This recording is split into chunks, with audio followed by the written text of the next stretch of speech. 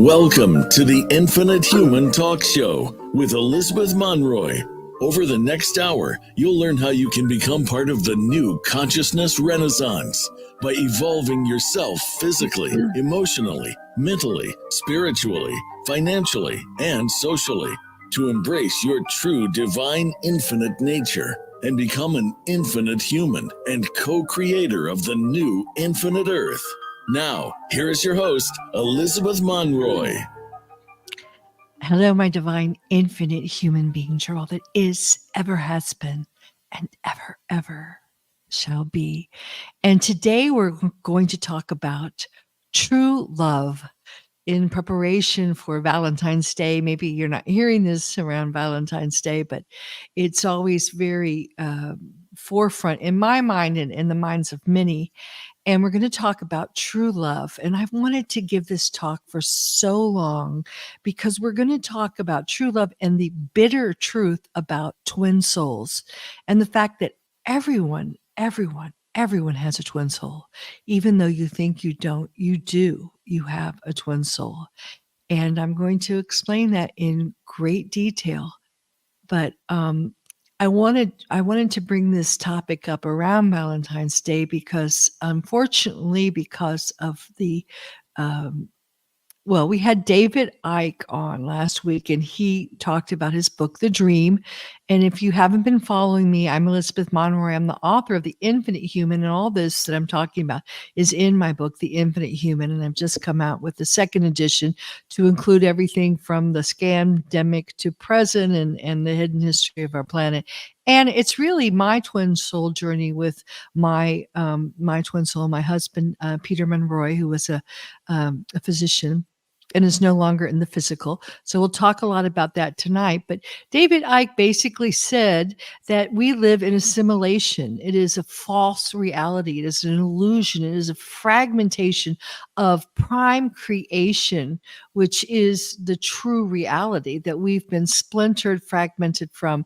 And we've been put in a simulation that maximizes pain and suffering to create loosh, which is what the parasites feed on because they need something that matches their frequency. And since they have cut themselves off, severed themselves off from the vine of life, the vine of infinite source, they have to feed on others. Okay. So if you can get that, crystallize that in your mind, you can understand a lot of what is going on here.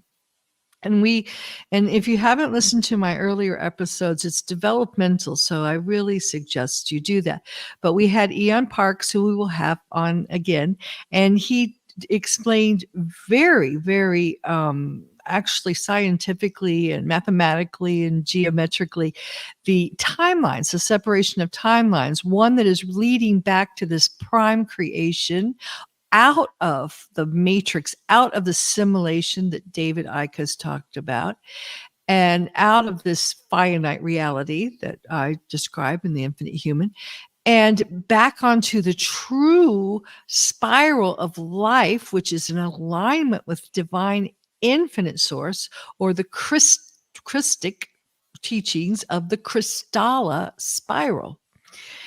And away from the Fibonacci, which is a lie, a fib, that it's not chi, it's not life, it's a death spiral, leading us down into more pain, into more suffering, into more AI, artificial simulated reality, which we can see transpiring before us with the whole metaverse and AI that's thinking about, for us and everything. And actually next week, I have a segment that I will share where David Icke and I talk about a lot about the AI simulation. And we also talk about President Trump, okay, because it's election day. So we're going to talk about the whole, political arena of duality. So please tune back for that. But now today we're going to talk about love. True love. It's something we all crave, we all seek, we all want so desperately. And back in the day, I actually worked the lines, it's called, and that is those psychic, you call a psychic and you ask, questions. And I worked it very briefly because I found out what it was all about. And what it was all about was very lonely hearts, mostly females looking for, a man, looking for Mr. Right, looking for, and now the buzzword is twin soul. So it's become a great source of pain, this division of twin souls, and it was designed that way. Okay, so you're not, if you are alone, if you are either longing for that partner, that divine partner, that counterpart, or if you are in it but it's not happening for you, you're not in a good relationship, or if you have had a relationship but it's over and there's the grief, we're going to address all that. First of all, we're going to look at why that has happened, because that has been actually calculated. It has nothing to do with you, that you're unlovable, that you're unworthy, that there's something wrong with you, which is what we always do to ourselves. It has nothing to do with that. It has to do with a very, very master diabolical design. And for those of you that are waking up to the fact that maybe our planet is not all it seems and it's not always good, this will help you to go deeper, and it'll be very beautiful, my talk, but it also may bring up some trauma, but I'm bringing up the trauma to help you heal. So just take a moment, okay, so you can hear these words for healing. Set the intention that you are going to be healing yourself. So love can come to you in the most complete and holy way. So take a moment to breathe in the two most powerful words ever uttered, I am, and exhale infinite love, love, love, and feel that warming your heart. And breathe in again, I am, and exhale infinite truth, truth, truth.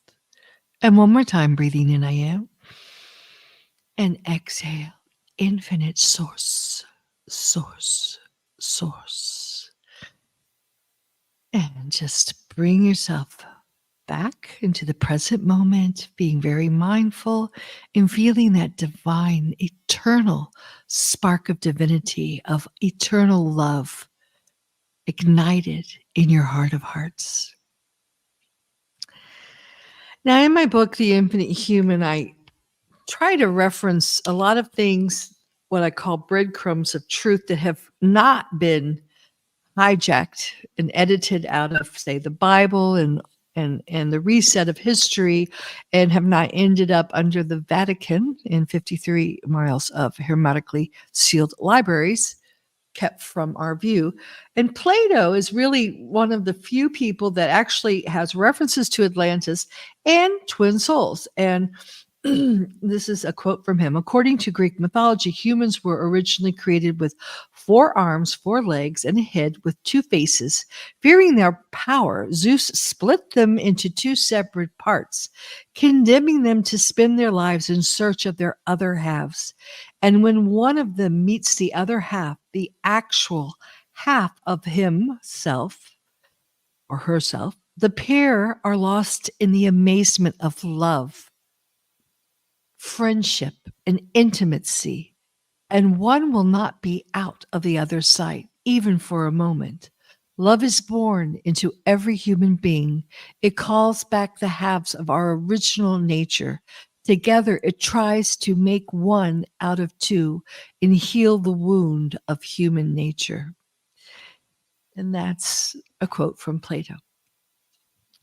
So I'm going to draw on information that I'm downloading, and I think I'm going to go deeper in the twin soul issue story than ever has been gone before, because I was fortunate enough to actually have my twin soul, to heal the wounds, and to bond together for this eternal love.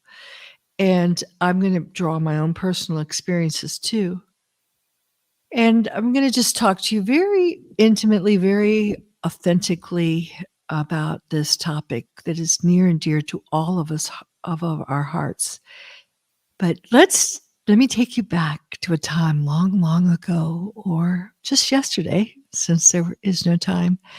But many have come from perhaps far, far away, not even this time matrix, but from another one, a very evolved one, where love is the currency, where the Christic principles were unquestioned and always unity, harmony, and love and consciousness were practiced without even thinking, just as we breathe.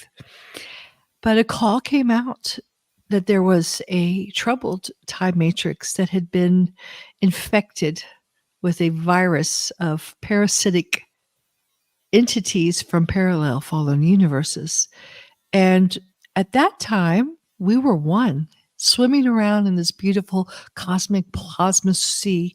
And we were the electromagnetic version of this one entity that would constantly be in this making love with with one another or with itself. Perhaps it was glorified masturbation, but it was truly constant lovemaking, because there was no separation. There was no division of the masculine electrical from the magnetic feminine. And this was our natural state of being.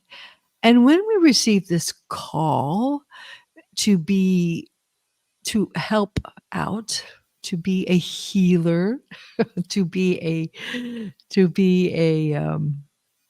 that's a long story, a volunteer, we came to this time matrix, which was in fall, and we played a very powerful and crucial part in this time matrix: trauma, drama.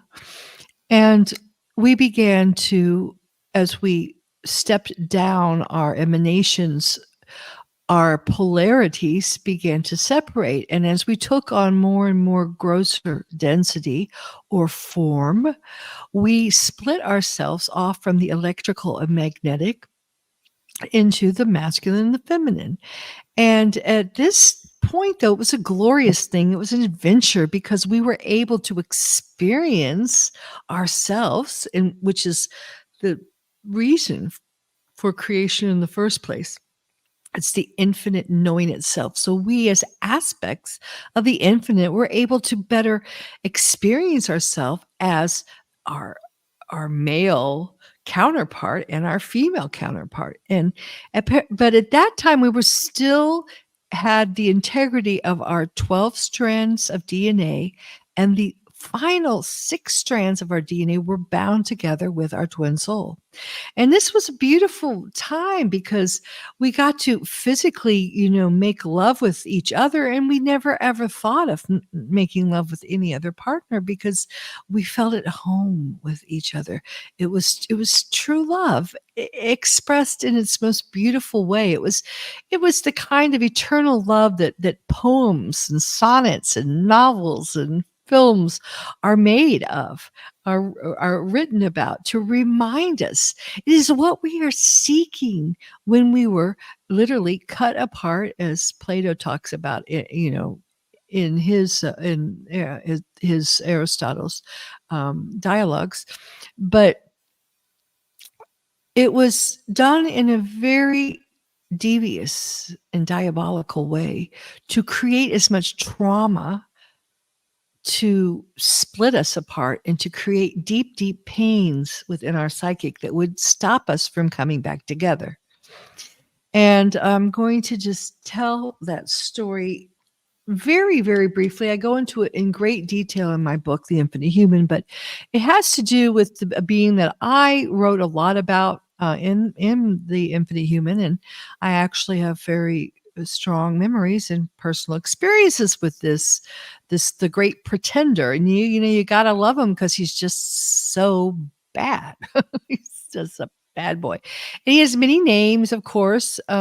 He goes by Inky and Toth and Lucifer. And he's been around a long, long time. I think this was the character that Mick Jagger sings about in his Ode to the Devil. But he's very affezionante, as we would say in Italian, very charismatic, and was loved by all, his Dak warriors, and even by the guardians, the Christic beings, because he would play both sides very, very well. And he was able to make people believe in him because he was the great pretender, as I call him, the great pretender. But I don't want to make him out to be some great, powerful being, because he's simply a parasite, a fallen angelic, someone who's really literally insane. And there's many factions of this entity in play, and he has many Tothian Anunnaki hybrids and everything. So, but I'm just going to focus on this person, because, or this entity, we'll call it, because he really played a very heavy hand in distorting, resetting, and scrambling the timelines for the twin souls not to be able to come together, from distorting the truth from the Emerald records and putting them in what we call the Emerald tablets. And I still see people, even, okay, I won't name the names, but people who are very influential, some on Gaia TV, who's placed him up there with not Jesus is not the true Christ. It's Yeshua Melchizedek, but they placed him up there, like a god still, from that god status, which is the worst place you can place them. And I really appreciated David Icke coming on last week, because he made a real important point. He began to say that what's happening now with the spiritual communities is that we are beginning to worship. It's much like the Stockholm syndrome, where we are actually worshiping our captors, the gods, and we are worshiping with this fallen sacred geometry, the prison bars of our matrix. And so and we are worshiping reincarnation, the enslavement. So that's something we really have to double check on. But to get back to the story, one of the things that Toth did was, because he was opted for bioregenesis and promised to bring a lot of his tribe of fallen angelics back into the Emerald Covenant, back into the alignment with infinite source, let's say. The people, the Christic communities that were working, the guardians of the planet, believed him. And in Kauai, he did something extremely diabolical, which continued to repeat itself throughout history since we have been in an AI time loop. It has been repeated and repeated and repeated, and has traumatized both men and women. But what he did was he landed on the island of Kauai and took everyone prisoner, much to their surprise, because they didn't expect him to turn against them. And then he told the women that they needed, because they've always needed the higher genetics of the female Christic lines, the Magi Grail lines, to breed with, to perpetuate their race, because the more you are a fallen, the farther away you fall from infinite source, and the more your genetics downgrade themselves. So they needed the higher genetics to be able to do their thing, have their power, work their voodoo. And so Toth told the women that their men would be killed unless they cooperated and went with them off planet to Nibiru. So they agreed. We agreed. And the men were hunted down, castrated, killed in the most horrible way. Still kind of traumatic for me, because I have memories of that. And you can imagine, because when your twin soul is ripped apart, literally, Plato calls it being ripped apart, but we were ripped apart at the 12 strands. And then the MK Ultra mind control began with the women, because the women were raped, brutally raped. They were they were separated from their mother earth. They were powerless.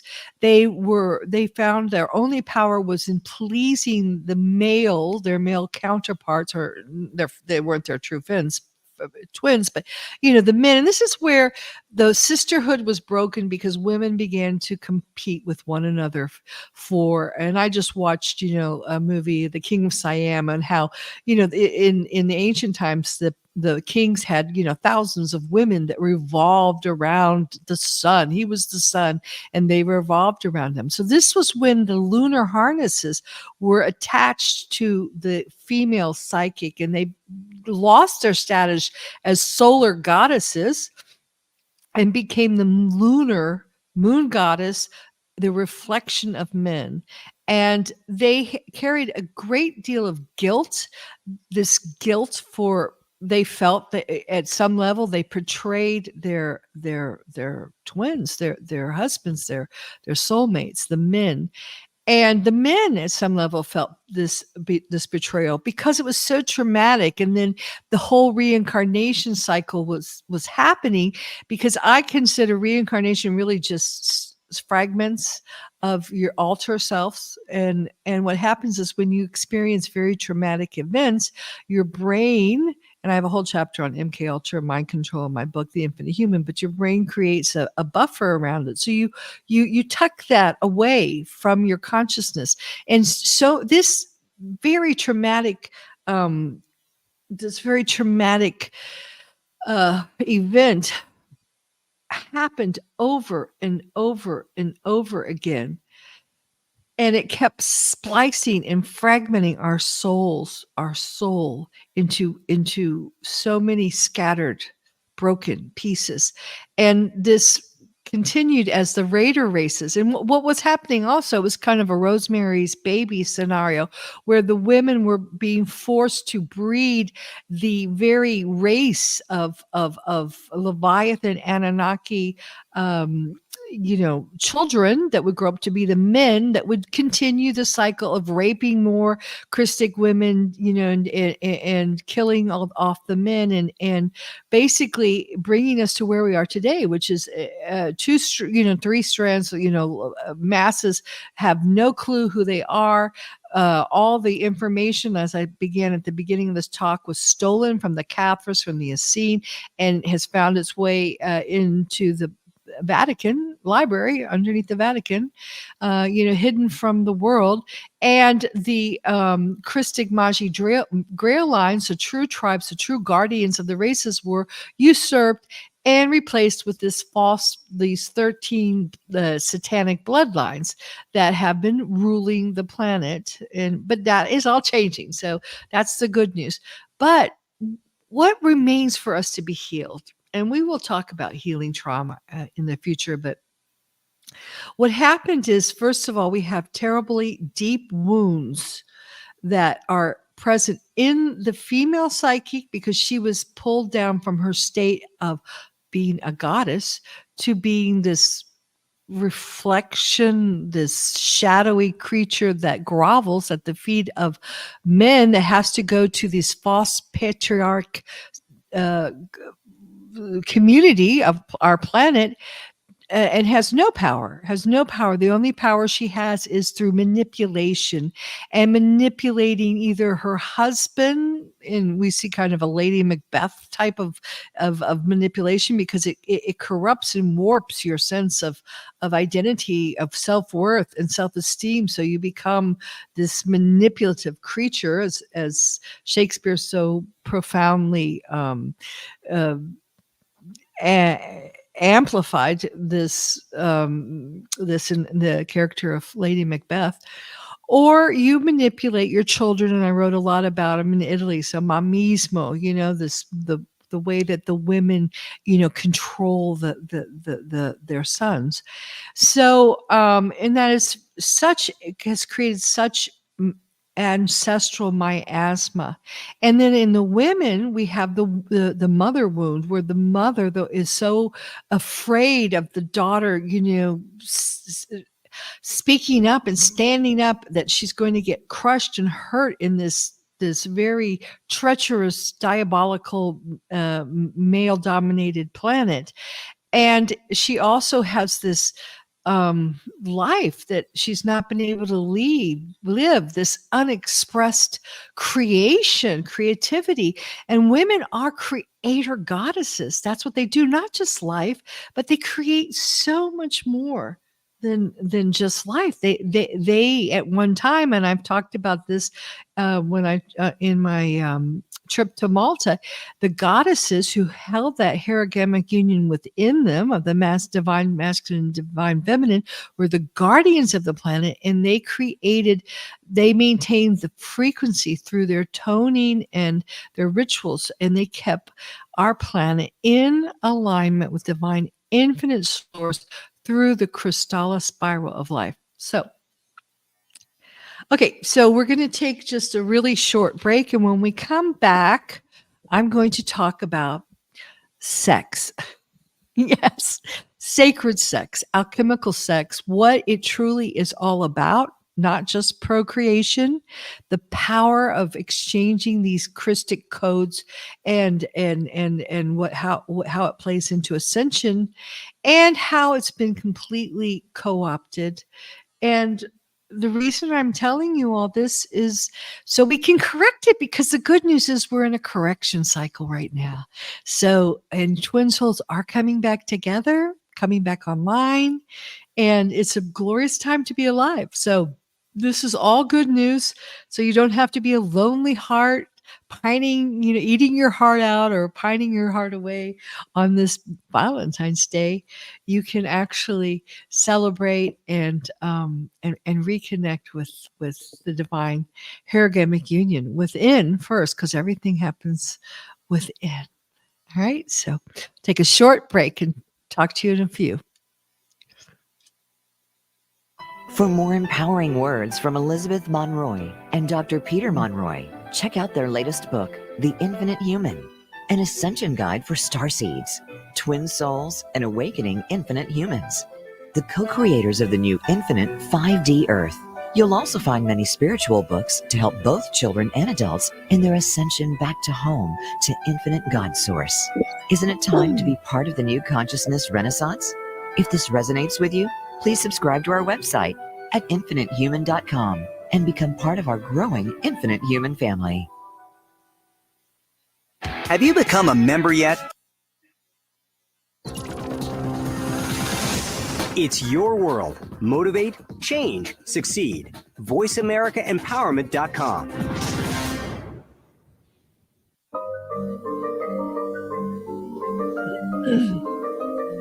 Welcome back to the Infinite Human Talk Show with your host, Elizabeth Monroy. Do you have a question or comment for Elizabeth or her guests? Please call us at 888-346-9141. That's 888-346-9141. You can also text or email your questions and comments to infinitehumanproductions@gmail.com. Now, back to the show. Hello, hello, hello, and welcome back. I'm Elizabeth Monroy with the Infinite Human Talk Show, and today we're talking about twin souls, and we're about to talk about sacred alchemical sex. Yes, sex.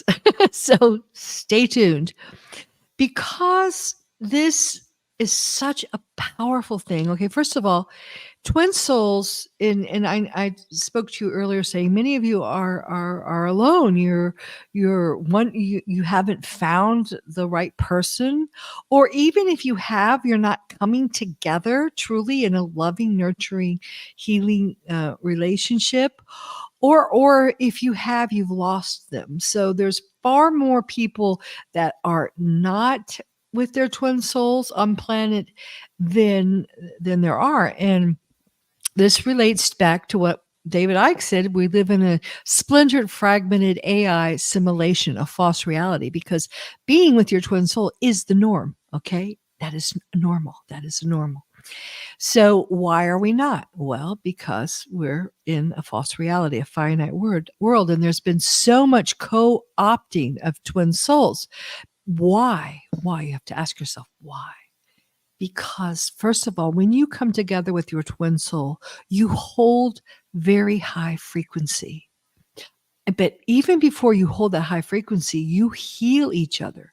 It is actually a part of the ascending process.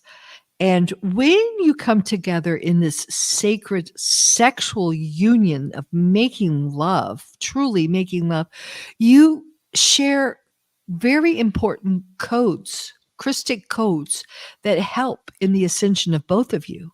You also come together and are given the opportunity to heal all your past life trauma, or bring together all your fragmented, retrieve these aspects of your soul, retrieve these alters, these alternate identities, and bring them back to wholeness or holiness. So it is very, very powerful union. And they have stopped you coming together, first of all, by scrambling the timelines. So you can't incarnate together in masculine and feminine, counterpart bodies. Okay. Or if you do come together, you might come together, a child with, an old man. And sometimes you see the winter, spring relationships, or you might come together in this as the same sex, and which is sometimes why we have a lot of these the gay relationships. Or you might come together, and if you look at our history of the planet, I mean, need I just look at literature. Romeo and Juliet, or so much unrequited love affairs. People were, there was marriages that were arranged throughout history, and still are in parts of the world, that have nothing to do with love. And that's why you see all these tragic love affairs, these love stories of couples that just never got together. And it is, I think, one of the deepest wounds. I think it's the most deep wound that exists, because it's yourself being fragmented from yourself. And it is very painful. And anyone that has loved and lost someone, knows what I'm talking about. Or even just the longing, because that heartache, that longing that everyone feels, especially the women. The women, I think, carry that deeper than the men, because we're magnetic, and it is our nature to magnetize, or to draw to us that other half. But another sabotage that has happened, and I will say here, is that when twin souls do come together, they are extremely attacked. Especially the more powerful they are, the more, because twin souls come together, and they always come together for a purpose. They have a very important soul missions, and they work, with the highest level of entities, of guardians, of Melchizedek orders, and they are so attacked that it is very rare that they can stay together for very long. So I will just give you a little bit of the teachings now. In the female is referred to as the Yoshi, and the Yoshi carries 66 codes that spiral her back on the Crystalla spiral to the Christic star seed. And the male is called the Aiden.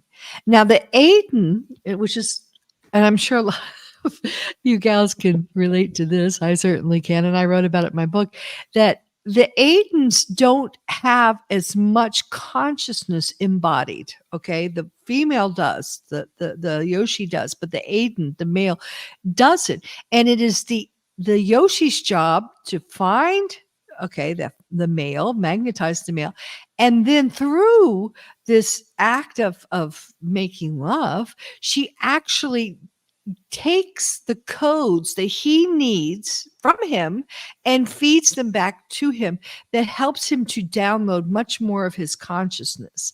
And if you read my book, I talk about when I met Peter, I mean, I knew he was the one, and I left him the next day. I got on a plane and flew off to Los Angeles because I just said, "There's no way, there's no way." But he was such a lost puppy. He was so broken, and he told me he didn't even know if he believed in God, and he was a man of science, a doctor. If you couldn't see it, it didn't exist. And I was just, oh my God, I can't do this. But God, it was so worth it. And I'm so glad I did, because he helps me so much now, because he's out of the matrix. And another thing that I think I can relate to, and many of you can, is, okay, well, first of all, you're not allowed to stay together very long, unfortunately. I have not seen powerful twin souls on their soul mission able to stay. I had spiritual teachers, and the male died, and of course Peter died. And one of the sayings is, if a Yoshi falls, crisis for all; if an Aiden succumbs, crisis for one, which I heard Ashana Dean say in one of her videos that I got to listen to. And they really resonated with me, and a lot of the stuff I'm saying comes from her teachings. And what happens, of course, is if the couple has to be sacrificed, it's the male that goes. And also the male, believe it or not, is one of the most susceptible one, because she also talks about the fatally, or I kind of think of an energetic femme fatale, that when you are incarnating together, many times before the female finds her twin soul, this soul is found by the parasitic fatally parallel parasites, parallel world parasites, that actually create dark flowering and cause the fall.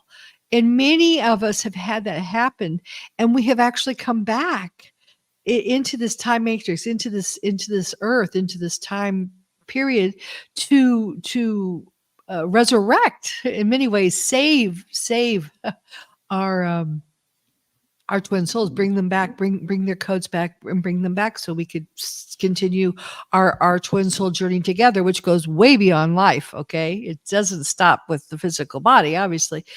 And I know that's part of our story. In fact, Peter and I communicate a lot through movies, and one of his favorite movies was Made in Heaven, which was really about a man who all he had to do was find his twin soul. That was his only job, and everything would be all right. And I know that was Peter's mission. He had to find me. And once he did, we took care of it from there, and that's when, and I think that's one of the reasons women, if you're listening to me, I'm telling you because this may be your story. If it resonates, only take what I always say, only take what resonates. But that's why many of the women feel it most. That's why the women are on the lines. That's why the women are always looking for the twin souls, not to have children. That is a co-opted. I mean, there's nothing wrong with having children. That's beautiful also, but there's so much more than just that, because we're talking about your whole eternal love and in eternity. So, but things are shifting as we reset to the infinite, as I call it, or as prime creation begins to bleed through this simulation. And that's the good news. But the most important thing is that you have to really heal. And there's a lot there to heal, unfortunately, because there was, one heck of a job done on the psychic by someone who, was insane, but brilliantly insane, and knew just how to hit us right in the heart, and it's caused a lot of damage. And it's something that we have several things going on here. We have false twins, and then there's also alien love bites or whatever, to actually get you to totally fall for your false twin. And that's true. A lot of that can be lessons, You certainly do learn a lot from your false twin, but the problem is many people don't ever wake up and realize that it's a false twin, and so they take the place of the real, them finding the real twin. They call the search off, and it's important to find the true your true genetic counterpart, hierogamic counterpart, and then begin to heal. And then secondly, that's when a lot of stuff goes south too, because you just look at each other and you say too many wounds. There's too much hate, there's too much anger, there's too much jealousy, there's too much fear, there's so many things that aren't real. First of all, they're not part of who you truly are, the prime creation of you before you even came into this time matrix. But unfortunately, it's really rare. It takes people who can really overcome. I don't like the word ego because it's been abused by a lot of spiritual teachers, but you have to really grow beyond your finite self and realize, there's who that is staring at you. And when I met Peter, we sat staring at each other for about half an hour without even saying any words, because I was looking into his soul for soul recognition to know that that's the one. So it's so important. And it's filled with, I say, a loose feast, because there's a lot of pain in there, but it's worth it. And one of the hardest things I write about in my book was when Peter died physically. That was the worst pain I've ever felt in all my lifetimes. And it's happened before, but this time it was more because I knew he had ascended, and I knew I had to get out of the time matrix, and I had to heal myself. And so it was a big separation at that moment, because he had reclaimed himself. And it took a lot of faith for me to know and to realize that he hadn't left me, that actually he was more, and he was becoming part of me. So I want to redirect this now to what can you do in practical terms. Okay. So first of all, you need to decide, are you with the right person? If it's a false twin, okay, then maybe it's over. It's time to tidy up that, learn the lessons, and move on. Then if you're with someone, you need to really, if you feel deep down inside they're your twin, you need to just, this is where unconditional love is really the test. And you just have to really keep going and keep loving them. And true love is the best medicine. Self-love is the best medicine. Peter Monroe, that was what he said. As a doctor, could you imagine if doctors prescribed that? Self-love. And when you meet your twin, it really is self-love, because they're yourself, and they will bring up everything you hate about yourself in them and you. So it's quite a journey. But many of you are alone, and this is a time for you to have really even more faith and really go beyond the simulation, the illusion that you're separate. You really have to push beyond that. And you have to just start, if you're alone, realize you're never alone. First of all, you're all one. It's to teach you you're all one. And to begin, when you're starting to feel that lack, or that, oh, I'm so alone, no one will ever love me, I'm going to eat worms, come on, we all do those pity parties. But if you start doing that, especially on Valentine's Day, what you want to do is just recenter and redirect yourself out of this simulation, this illusion of time and space. It's an illusion.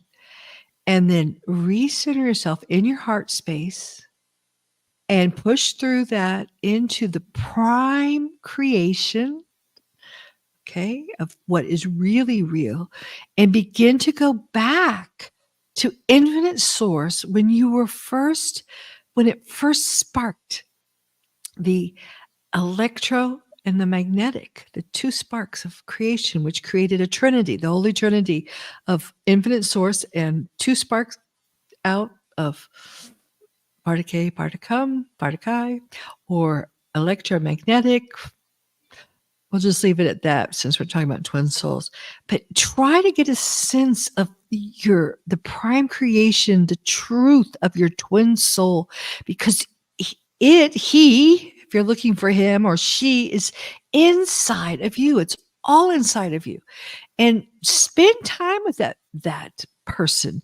Begin to talk to them. Begin to make love with them. Begin to, and I always say, when you make love with yourself, you're making love with someone you love, right? And it's true self-love. So instead of going out, and looking for something that night, I never recommend casual sex, guys. I really don't, because it can really just deteriorate your divine blueprint, which you are building now. But making love to your soul mate, whether they're in the physical or not, you can actually start exchanging those codes now. Okay. So you want to get a sense of who that soulmate is, and your soulmate will start talking to you. And even if you're in the physical with your soulmate, but their ego, their finite self is so prevalent that you can't get through, then you can spend time with that higher self, that Christed self, that Christic self, that true prime creation self of you and your twin soul. You need to be focusing more on that and not on what isn't. All right. On the what is. And the what is going inward and finding divine infinite source and that initial spark that created that electromagnetic. And for me personally, I really believe there's only one twin soul, the true prime creation twin soul. I know there's teachings that say there's all different kinds of twin souls, when really just different aspects of the same initial spark of electromagnetic. But that's another story. So I hope to leave you with that on this Valentine's Day, if you're listening, or this February month where we're thinking a lot about Valentine's Day, and just treat yourself right, because self-love, I talk a lot about self-love, but self-love is really loving that divine masculine and divine feminine which resides within you.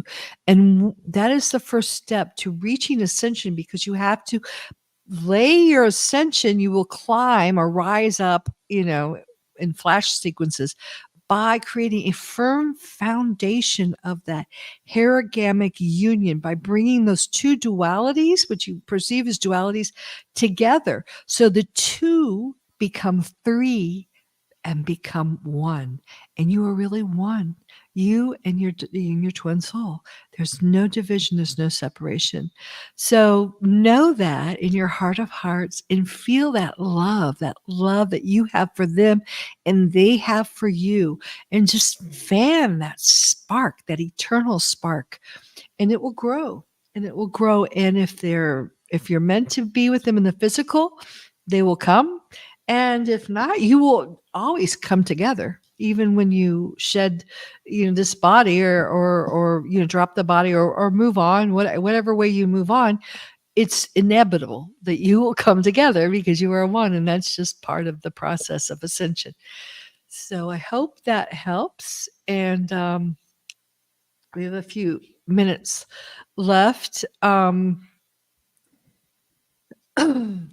just want to make sure I've covered everything on this topic. And before I go on and make some announcements here.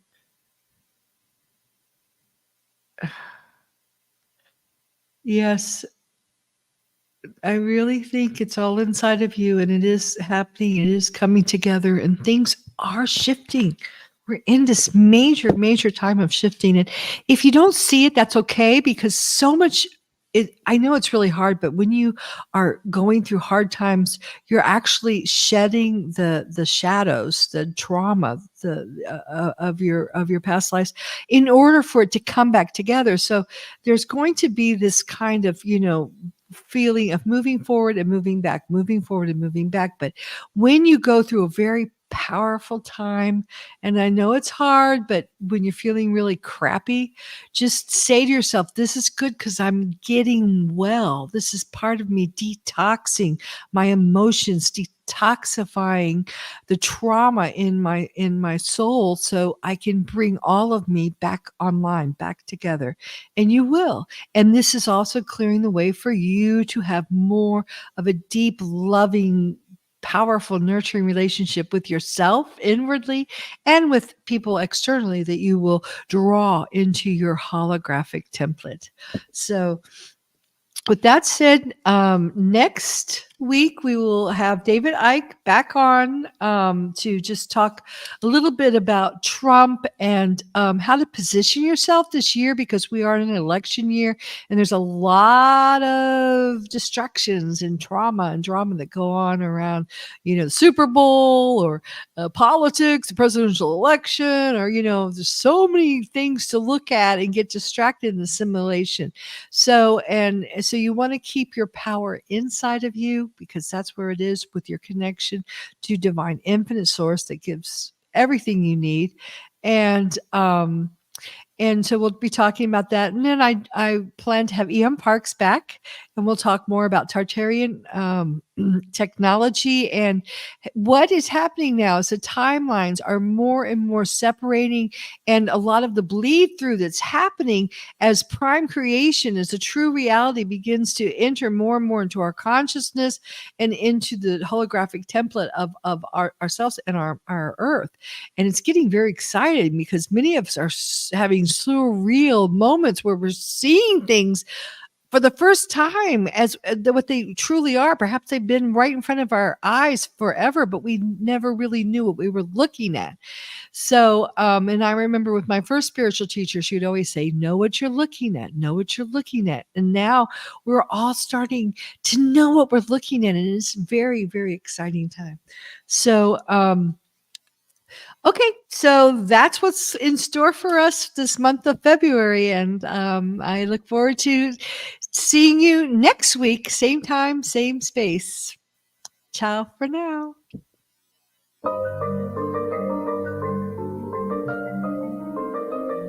Thank you for tuning in to today's episode of the Infinite Human Talk Show with your host, Elizabeth Monroy. We hope today's episode has inspired you to join the new consciousness renaissance and be the change by reclaiming your true divine infinite nature within and becoming an infinite human and a co-creator of the new infinite earth.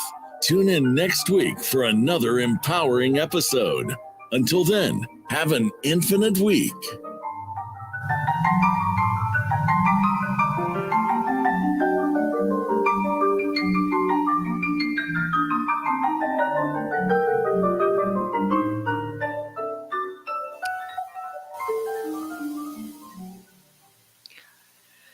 Bye, Matt. Thank you. Oh, you're welcome. Thanks, Elizabeth. Have a good, great rest of your day. You too. All right, thanks. Bye-bye. Bye-bye.